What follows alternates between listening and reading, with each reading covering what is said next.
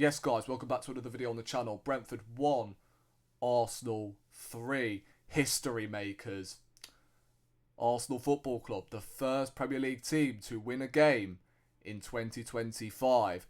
Definitely no line of shamelessness whatsoever in that comment. Arsenal Football Club are genuinely the first Premier League club to win a football game in 2025.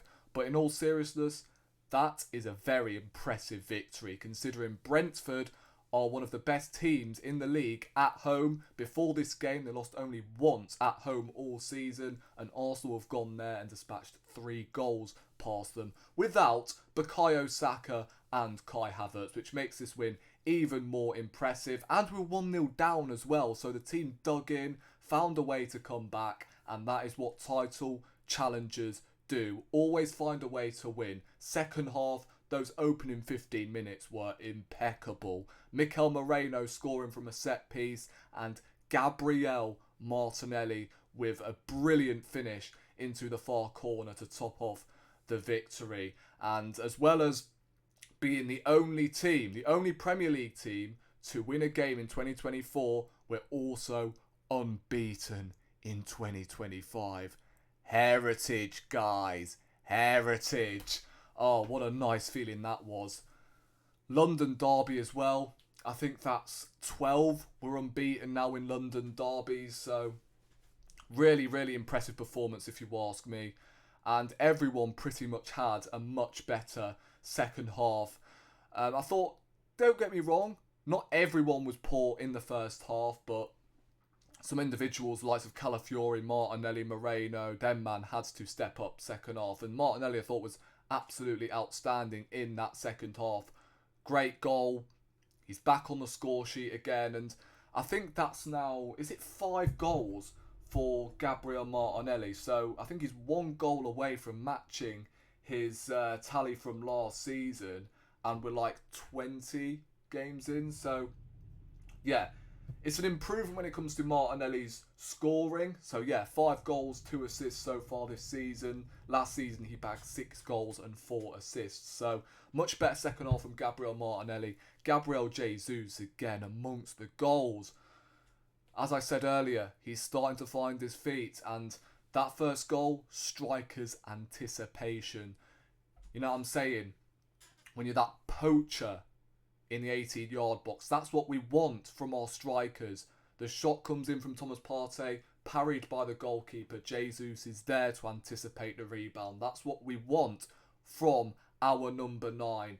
And, yeah, say it quietly, but we are better without Kai Havertz. I keep saying this, bro. I think since the Nottingham Forest game, I've been saying that we are a better team without Kai Havertz up front, and today proved it. I thought Jesus had a very good game. He was playing with his shirt torn off, for God's sake, and he was absolutely outstanding. So another goal for him. Fair play to Gabriel Jesus. Who else? Thomas Partey, best player on the pitch today, considering he was booed by the home end and still put in a fantastic performance. Just shows the level of quality from this guy. And honestly, it would be criminal to let him go on a free. Obviously, he's been talking to various other clubs, like Barcelona being one of them. I really hope we do slap that 2-year contract on the table straight after tonight, because he was in control of everything. He was the heartbeat in that midfield today.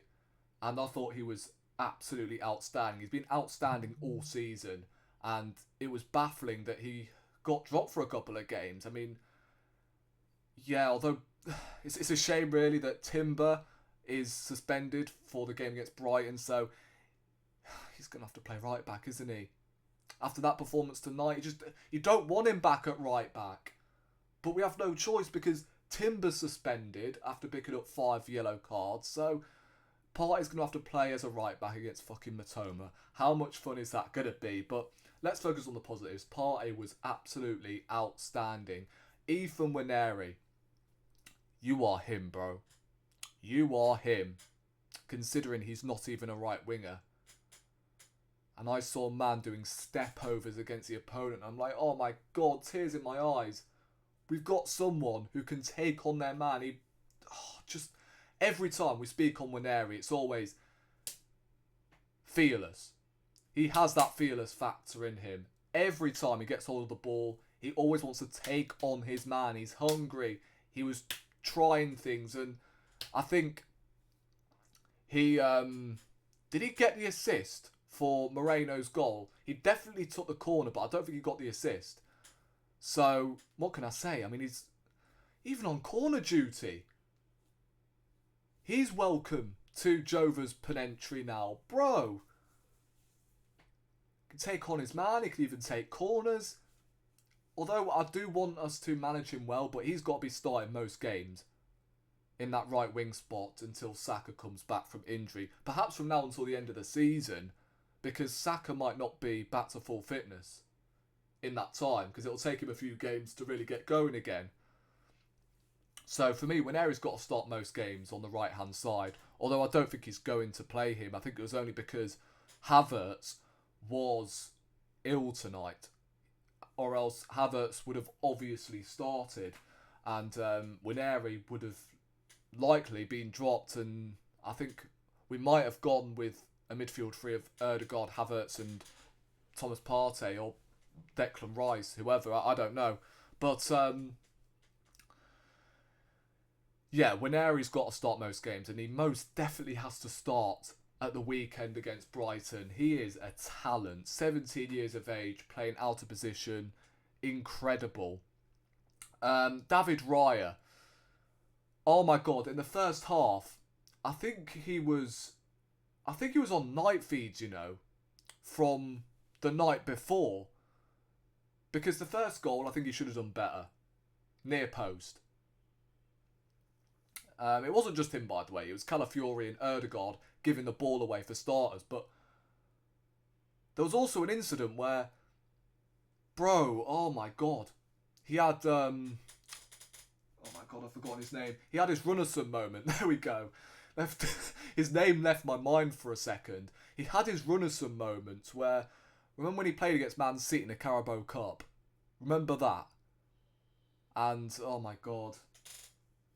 The rest is history. Tonight, did the same thing. And he just about saved his blushes, because, oh my God. That almost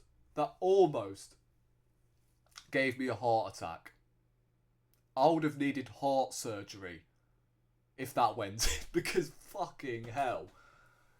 That almost, oh God,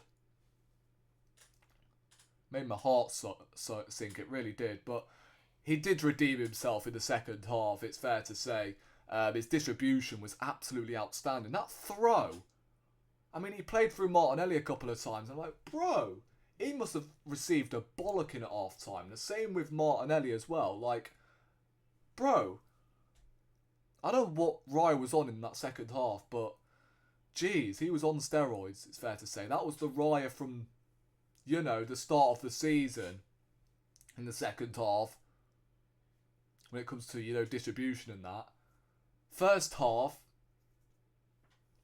it's obvious that someone definitely unmasked him. It was like, fucking hell. It was like a scene from Scooby-Doo. You know what I'm saying? Let's unmask him, see who you are. Oh, it's Runnison. Let's stick Raya back in goal for the second half. Oh my God. But yeah, guys. 3-1. Happy with the performance. We move on to Brighton at the weekend. Mikel Arteta got everything right in the second half. And whatever he said, it was spot on. Substitutions came on at the right time as well. And the moment that third goal went in, we just managed the game pretty much. Nothing really happened with a couple of crosses in the box from Brentford. But apart from that, Arsenal were fairly comfortable. And the fact we didn't have Saka and Havertz, and it was a comfortable second half, and we dispatched them by 3 goals. Impressive today. But we moved to Brighton, and full focus goes into that game. But yeah, appreciate everyone that tuned into the watch along as well. And obviously the match reaction. Happy New Year to all of you, and I appreciate as well all the support, by the way, that you've given me in 2024. And let's make 2025 hopefully a memorable one, with Arsenal winning trophies, hopefully. But yeah, subscribe to the channel if you haven't already on my road to 2K, and I'll catch you in the next one. Bless.